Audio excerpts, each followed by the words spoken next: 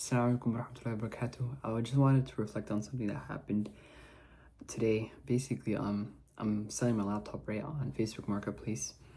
I have it listed for about $220, and I listed it like 3 days ago. And today, some guy messaged me and said, "Is it still available?" I said, "Yeah." He said, "Basically, what's the lowest price you can go?" And I said, "For you, I'll do it for I'll do it for 200." And realistically, in my head, I was like, if he goes down to if I could get 180 for it, that's the most I'll actually do, like deep down. And so he said 180 cash. I was like, oh, okay, I folded quickly because that was my original plan. So then after that, I said, when can you pick it up? He said, right now. Actually, it was crazy. So I was like, wow, this is actually crazy. It could be a quick sale. So keep in mind though, I didn't restart the laptop or anything. Like, I didn't use it a lot. I bought it earlier this year, so I don't have much on it, barely anything on it compared to like my computer. But it was enough where what I'm about to happen, what I'm about to say, will kind of make sense. I guess I don't know if that's how it works. Anyways, I basically said, okay, if you can meet right now. He said, okay, does it work and stuff? So I sent him a video of me opening it and like YouTube to show the sound works, and I put a charger in to show that it works. Because a side benefit as a Muslim, you should be fearing Allah as much as you can. Like try to look trustworthy, try to come across trustworthy, and be trustworthy. Not just look at, but be trustworthy. And so after I did that, he said, okay. He said, where do you want to meet? I sent him like a store location, like a parking lot we can meet at. And then what he said, 20 minutes. He's gonna be there in 20 minutes, right? And so I was like, okay, I really need to restart this thing. And you guys know restarting a computer takes like a while, right? And so I restarted it. It was restarting, and it was restarting. And so I was like, 20 minutes ticked down quickly. I prayed Dhuhr, and I don't know if I restarted after I prayed, but basically it was restarting. It was well over 20 minutes. And so I felt bad for the guy. He was there. He said he was there, and I was still in my room, just like trying to speed this restart process up, but you literally can't. You just wait for it. It's literally, that's the perfect example of something in the hands of Allah Subhanahu wa Taala. Like it's literally not gonna speed up unless He wills it. It's literally not gonna do anything except by His will. There's nothing I could do in that situation, right? Literally, if you think about it. So that's that, and I'm like, oh my God, I'm not freaking out, but I'm just like really I feel really bad. I'm like, oh my God, this is a bad situation. So then what I did was I turned on my hotspot, my phone, so I could get the Wi-Fi. The hotspot.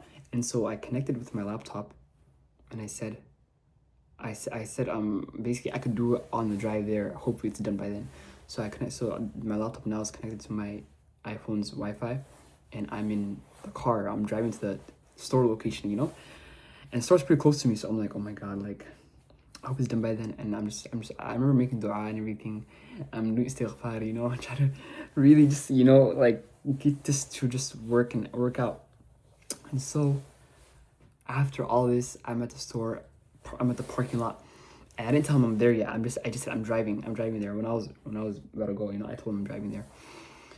And so I'm there, I'm in the car. I'm like, he could wait a couple minutes, because worst case scenario, if he asked me where are you, I could be like, I'm literally there, instead of me saying all 5 minutes.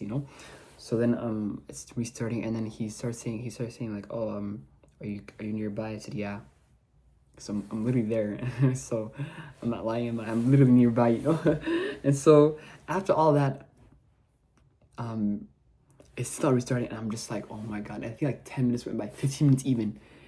And then I don't remember the exact thing that happened. I think he asked me I think he just said, okay, I'm meeting or something. He just replied to whatever I said.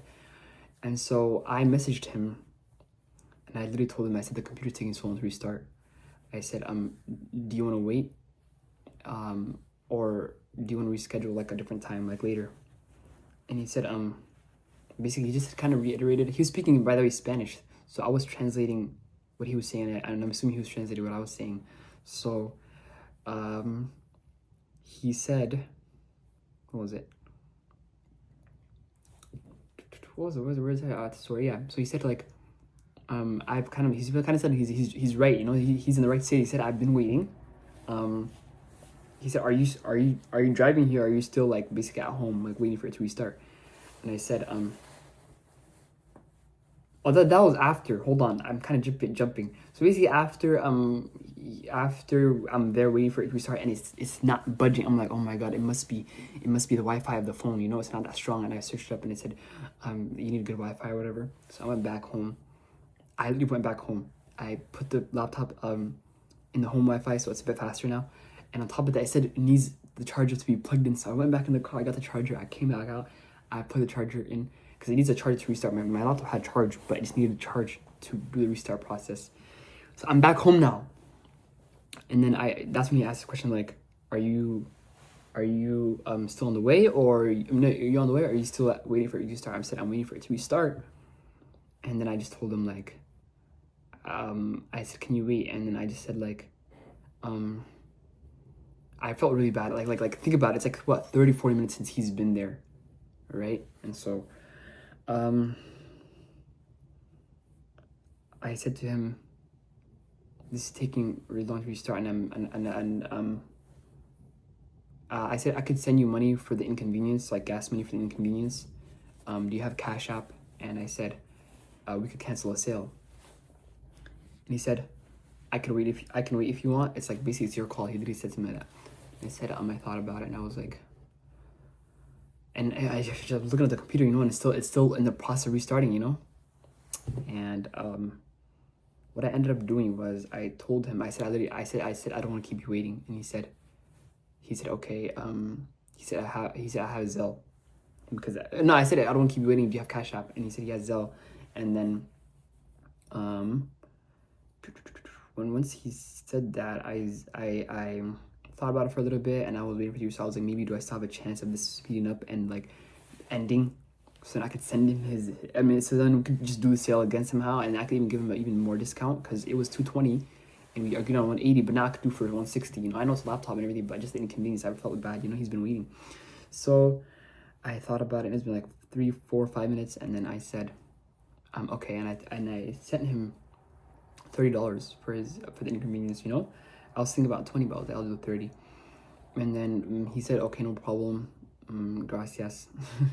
And so the point of the story is, I remember just like making dua, and then doing istighfar, and then trying to basically like really make this happen. And every now and then I was reminding myself, yeah, whatever Allah's will is gonna happen, whatever is written will happen. I was trying to remind myself of those kind of things, you know, tawakkul and everything. But I think the moral of the story and the lesson I took from this, and I just wanted to share, is just that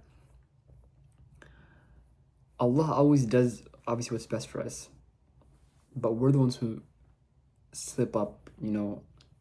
And for example, in this case, I wasn't prepared. You know, how can I say I want to sell something and list it on the place? But no, that's fine to list it and everything, but then to kind of go through with someone, talking to somebody, and then you realize they're saying right now, and you're not really deep in how long the process will take. That's really irresponsible. I think that's the word on my part, you know. And like it just shows, I feel like, no matter how much like you make dua or call upon Allah subhanahu wa ta'ala, or you know, do istighfar or something, but you didn't come with the means yourself, you know, it's I feel like equivalent to not literally equivalent, but like in the same category as sitting at home and then saying, Ya Allah, give me income, and just sitting all day, you know. That's not tawakkul. Tawakkul is when you do your part and you're trusting and relying on Allah subhanahu wa ta'ala. Anyways, yeah,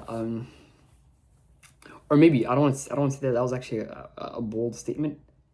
Perhaps the definition of tawakkul is that it's full reliance on Allah subhanahu wa ta'ala, but I'm trying to include, you guys understand. Anyways, yeah, I'll leave it there. I hope you guys took a lesson from the story, and I just thought, you know, yeah, it's like a pretty normal day, pretty normal thing I feel like experience to have, but I wanted to share this because maybe there's benefit in it, and I sometimes have the habit of tying normal things and kind of think about the meaning or lessons behind them, or something I could extract from it, you know, or any insights, you know. But yeah, I'll let you guys go. Thank you so much for listening. Assalamu alaikum wa rahmatullahi wa barakatuh.